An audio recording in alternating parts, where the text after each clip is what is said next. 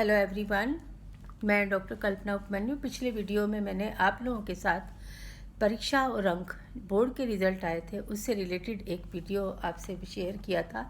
आज मैं छोटे बच्चों के बारे में बात करने जा रही हूँ। जो ऑनलाइन एजुकेशन सिस्टम चल रहा है उसके विषय में क्या मनोवैज्ञानिक फैक्टर्स हैं उस पर हम चर्चा करेंगे। हर पेरेंट्स बच्चों को टॉप पर देखना चाहता है।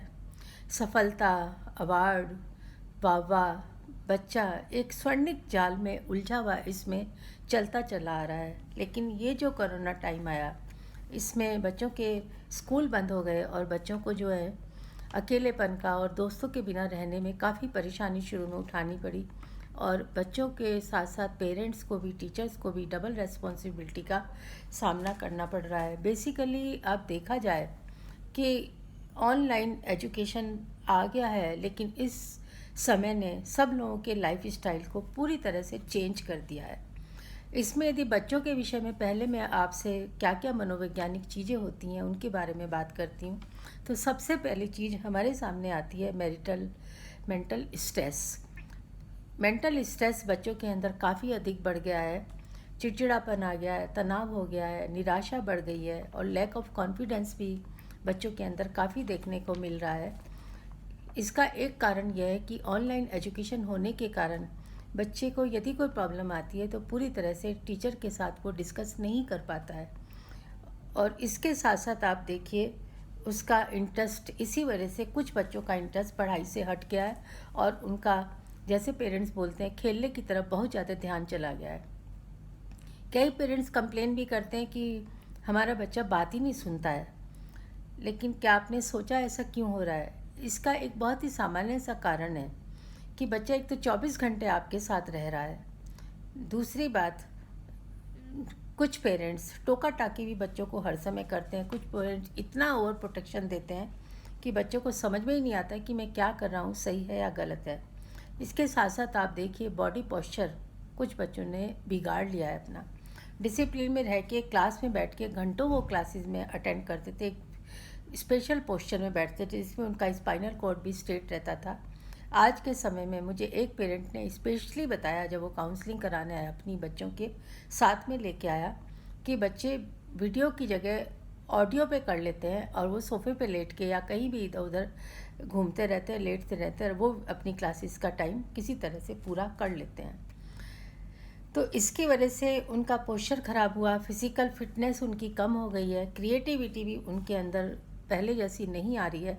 इसका सबसे बड़ा कारण, जैसे मान लीजिए डांस प्रतियोगिता हो रही है, आपका म्यूज़िक कंपटीशन है, इसके साथ आपको डिबेट बोलना है या कोई क्रिएटिविटी आपको दिखानी है, स्विमिंग है, के साथ साथ मान लीजिए हॉर्स राइडिंग है, आपको बहुत सारी चीज़ें, स्कूल में इतनी एक्टिविटी होती हैं और बच्चे ग्रुप में काम करते हैं तो उनका मूड भी, एनर्जी भी जस्ट डबल और अच्छा बना रहता है। आज के समय में एक और समस्या देखने को आ रही है, ओबेसिटी बच्चों के अंदर पहले से ज़्यादा बढ़ने लगी है। इसका एक कारण यह है कि बच्चे जो जैसे बोलते हैं कि हमने पहली बार अपने घर का खाना, इतना अच्छा खाना खाने को मिला है, उनका 80% ध्यान तो खाने के ऊपर ही लगा रहता है और वो हर थोड़ी देर बाद उनको भूख लगने लगती है। और पेरेंट्स भी जो उनको उस समय नहीं दे पाते थे वर्किंग होने के कारण, वो उनको पूरी तरह से फैसिलिटी प्रोवाइड करते जा रहे हैं। पेरेंट्स की तरफ हम देखते हैं तो पेरेंट्स का डबल रेस्पॉन्सिबिलिटी बढ़ गया है। स्पेशली जो लोग वर्क फ्रॉम होम कर रहे हैं उन लोगों को तो बहुत अधिक परेशानियों का सामना करना पड़ रहा है। छोटे बच्चों का होमवर्क के लिए पेरेंट्स को भी साथ में बैठना पड़ता है, उनका उतारना भी पड़ता है। इसके साथ साथ उनको काफ़ी दिक्कतें आती हैं। जीवन काल में बच्चों को ये सिखाना बहुत ज़रूरी है कि सफलता और असफलता दोनों ही हमारी ज़िंदगी में आती रहती हैं।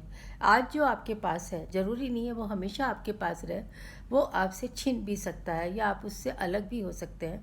ऐसे समय में सफलता जीना तो पेरेंट्स बहुत अच्छे से सिखा देते हैं, छोटी छोटी बात का सेलिब्रेशन करते हैं। इवन यदि एग्ज़ाम भी ख़त्म हुआ तो पेरेंट्स भी और बच्चे भी, सभी लोग मिलकर सेलिब्रेट करते हैं। पता चला क्या हुआ कि आज बच्चे के एग्ज़ाम पूरे हो गए हैं। देखिए एग्ज़ाम एक नॉर्मल प्रक्रिया है, लेकिन उसको भी एक जश्न मना के लोग उसको पूरी तरह से एंजॉय करते हैं। मैं ये नहीं कह रही एंजॉय मत करिए, लेकिन हमें बच्चे को हार्डशिप आने पे, यदि हमें सामने कोई कठिन परिस्थिति आती है, उस समय भी हमें बच्चों को बोल्डली चीज़ों को फेस करना, और उन्हीं का हमें पूरी तरह से ध्यान में रख के ट्रेनिंग बच्चों को देनी पड़ती है। एक चीज़ आप देखिए, आजकल घर घर में लोग हाथ से काम कर रहे हैं, पेरेंट्स भी को भी काम करते हैं, इनडायरेक्टली सभी बच्चे देख रहे हैं। तो इसमें कई बार मैंने देखा कि पेरेंट्स के साथ साथ बच्चों में भी सेल्फ सर्विस की हैबिट बनने लगी है, एडजस्टमेंट करना वो सीख गए हैं, और पेरेंट्स को कभी कभी सपोर्ट भी करते हैं। ये चीज़ों का फ़ायदा लॉन्ग टर्म में आपको देखने को मिलता है। आज इसका फ़ायदा आपको नज़र नहीं आता है।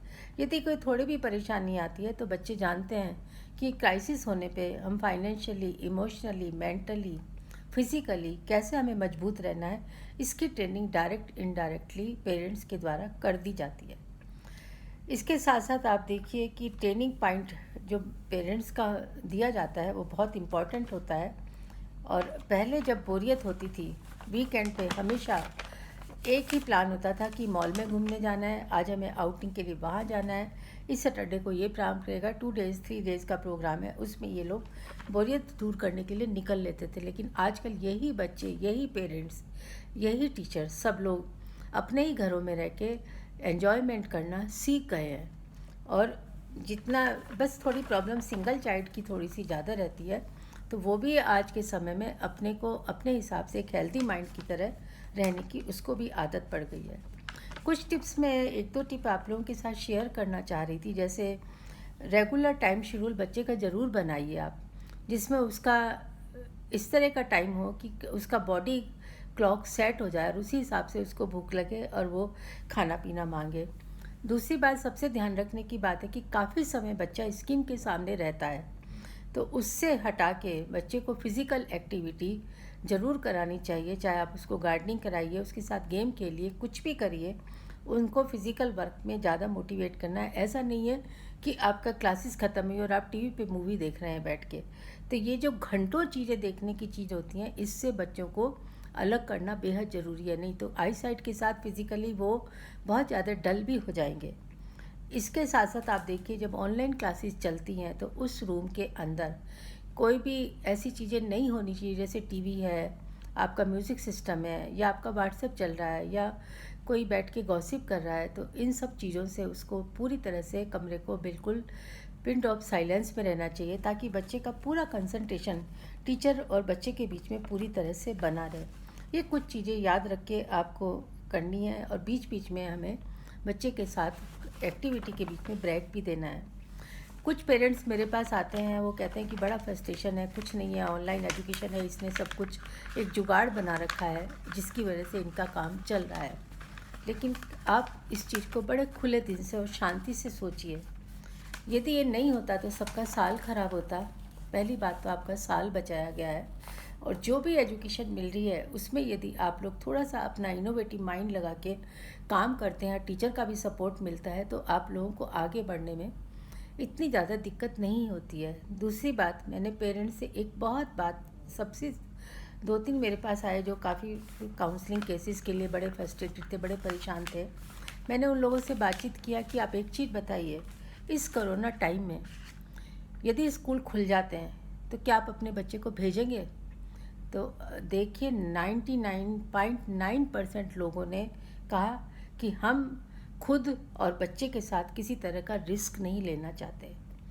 जब आपके दिमाग में ये बात कंफर्म है कि आप रिस्क नहीं लेना चाहते, तो मनोवैज्ञानिक रूप से माइंड में जो आपके माइंड में जो क्वेश्चंस, जो परेशानियां उपजती हैं, आपको उन्हें खुद ही कंट्रोल करके रोकना सीखना है। आप रोकेंगे, अच्छे मूड में रहेंगे, तो आप बच्चों को भी अच्छी एजुकेशन में उसको सपोर्ट कर सकते हैं, हेल्प कर सकते हैं।